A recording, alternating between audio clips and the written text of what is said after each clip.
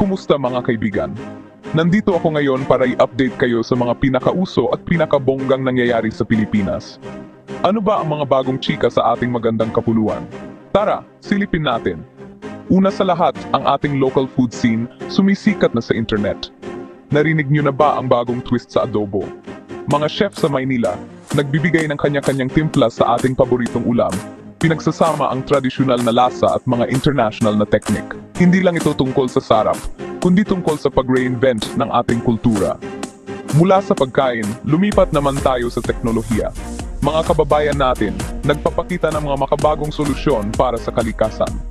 Sa Cebu, may startup na naglunsad ng proyekto na ginagawang bricks ang mga plastic na basura para sa konstruksyon. Hindi lang ito magandang paraan ng pag-recycle, kundi hakbang din ito tungo sa mas maayos na pamumuhay. Isipin nyo, isang mundo kung saan ang bawat basura ay may silbi. Doon tayo papunta. Ngayon, usapan naman natin ang entertainment. Ang local music scene, puno ng mga bagong talento. Mula sa pop hanggang indie, nagpapakita ng galing ang mga artistang ito sa buong mundo. At alam nyo ba, may mga ilan sa kanila na magsisimula ng kanilang world tour.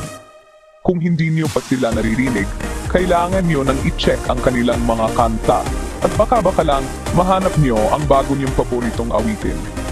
Pero teka, ang mga uso ay hindi lang tungkol sa kung ano ang nangyayari ngayon, kundi tungkol din sa paglahok. Kaya kung nagugustuhan nyo ang inyong naririnig, bakit hindi nyo pa lalong kilalanin? Sundan ang Certeza Humor Facebook page para sa araw-araw na dosis ng katatawanan at siguraduhing mag-subscribe sa JRLTTGF YouTube channel para sa mas marami pang magandang content. Lahat ito ay tungkol sa pagiging konektado at maniwala kayo, ayaw niyong ma-miss ang saya na hatid nila. Salamat sa pagsama ninyo sa akin ngayon. Patuloy mag-explore, magtawanan at magbahagi. Gawin nating mas uso ang bawat araw.